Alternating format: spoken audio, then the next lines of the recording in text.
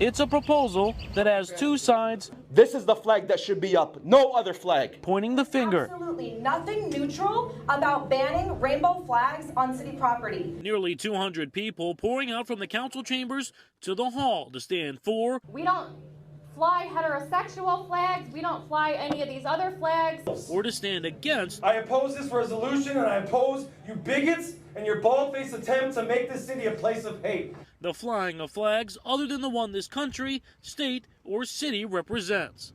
Flying the pride flag at City Hall is not going to encourage people to be gay. It's not going to corrupt anyone's children. You keep your flag, you want to put it at your house, put it at your house. Do not put it on city property, and do not put it in our schools. The bill written by City Councilman Muhammad Hassan states, quote, the city must and will serve and treat its residents equally with no discrimination or special treatment to any group of people. We respect all nations, cultures, and their flags, but we only salute the American flag. The clear and abundant desire to shove this community back in the closet is seen by all of us. But some residents who oppose the resolution say even its name, Resolution to Maintain and Confirm the Neutrality of the City of Hamtramck towards its residents, does exactly the opposite.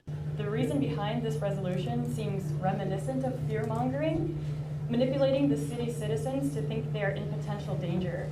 And while both sides for and against have been reluctant to budge on the issue, do not waver and do not flinch. You are doing the right thing. This battle did not start today, and it will not end today. Others just want peace. We're all human beings. We're all in this ship together. We're all going to go down together if we don't watch it.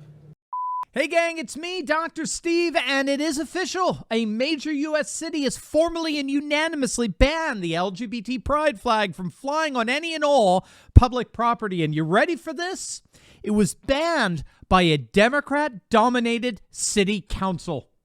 Hamtramck, Michigan, a city like no other in the United States. Located just outside of Detroit, Hamtramck is the first Muslim-majority city in the nation. That status was solidified a few years back when voters there elected the first Muslim-majority city council. And it didn't take long for the council to begin turning heads, particularly woke leftist heads. Last night, citizens of Hamtramck gathered together to speak up for or against a resolution before their city council that would impose an absolute ban on flying the LGBT flag on all city property. At one point in the meeting, two women who opposed the resolution engaged in a bit of a stunt deliberately aimed at offending Muslims and conservative Christians. Gay, but we will have the world in 2 straight miles. So it's a little bit, it's covert, so it's not right on the nose. Anyway, thank you so much. I yield the rest of my time.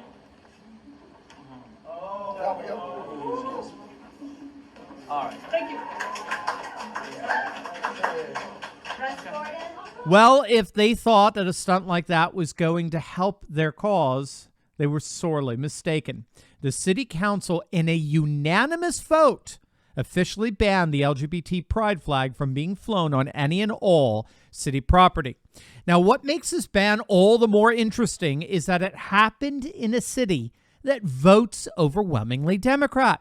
Hamtramck is part of Wayne County, Michigan, which votes on average 70%. You heard that right, 70% Democrat. Individual political contributions in Hamtramck are 10-1 Democrat. Democrats got over $100,000 in individual contributions in the last election. Republicans didn't even break $10,000. Gang, Hamtramck is as Democrat of a city as you can get. And they just banned flying the freaking LGBT pride flag. Now, if a Muslim majority could rise up in one of the bluest of blue regions in the nation and do that, what the hell is wrong with our feckless Republican red states? Where are they showing a comparable level of political boldness in standing up for conservative values? Now, this isn't the first time Michigan Muslims have pushed back against the woke left. You may remember the explosive local school board meeting in the city of Dearborn, just 17 miles outside of Hamtramck.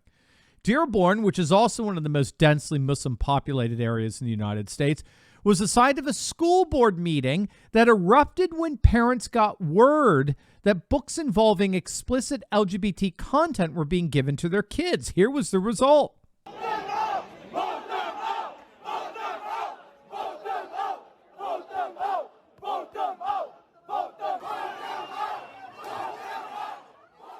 Now, keep in mind, again, this is happening in one of the bluest of blue districts in the nation. So what's going on here? I mean, what on earth is happening with the Democratic Party? Well, what's happening here, gang, is we're seeing nothing less than the unraveling of the political left.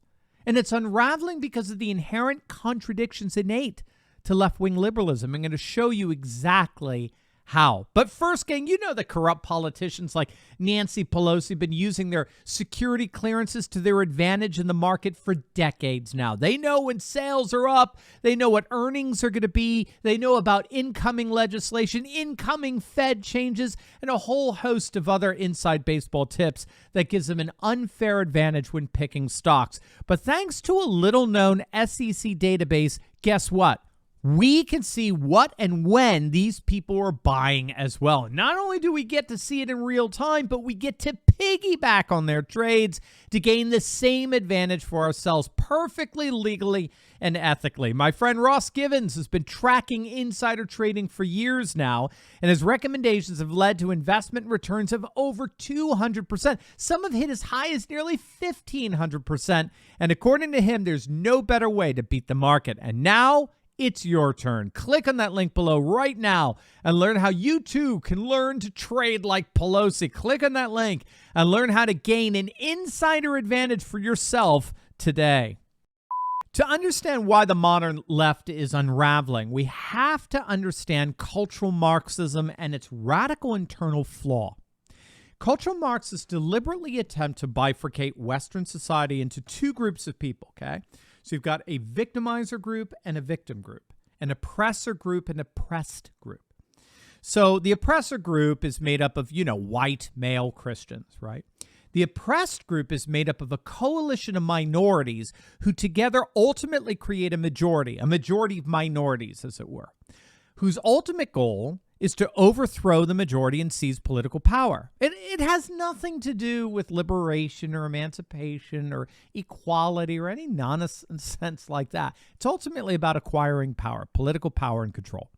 So this is why left-wing liberals have thus far been rather successful in creating a coalition between LGBT activists on the one hand and Muslims on the other. Now, you would think that these two groups were completely antithetical to one another, particularly when it comes to moral sexual ethics. But not in the world of cultural Marxists. In the ideology of cultural Marxists, and this is absolutely key, you have to get this, both the LGBT community and the Muslim community share a common identity in that they're both the recipients historically of repression and discrimination in the West. So the cultural Marxist ends up bringing together these two fundamentally different communities built on fundamentally different moral systems and commitments. One is characterized, obviously, by traditional religiosity, while the other is characterized more by secular lifestyle values. But again, they're brought together by being united in a shared identity of oppressed minority. Here's the problem. Here's what we're seeing happening in places like Hamtramck and Dearborn. What happens when one of those groups achieves political power? What happens when one of those groups, not necessarily the other, what happens when one of those groups achieves power? What happens, of course, is they officially stop being oppressed. And they not only stop being oppressed, they stop seeing themselves as oppressed. And the moment they stop seeing themselves as oppressed, they lose their common identity with the LGBT community.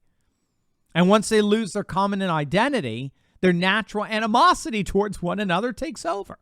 And that's exactly what we're seeing happening in Hamtramck and Dearborn. And we saw it recently in Belgium and a host of other areas around the Western world. The more successful cultural Marxism is in achieving its goals, the more rapidly it unravels and implodes in on itself. Make no mistake, it may look like liberalism is winning all over the West, but given its inherent futilities, that only means it loses all the sooner. Hey gang, if you want to connect with more courageous patriots and start taking action and organizing, be sure to join my Telegram group. I post the latest breaking news I find interesting and chat with my favorite patriots around the country and even the world. Click the link in the description below and join the conversation today.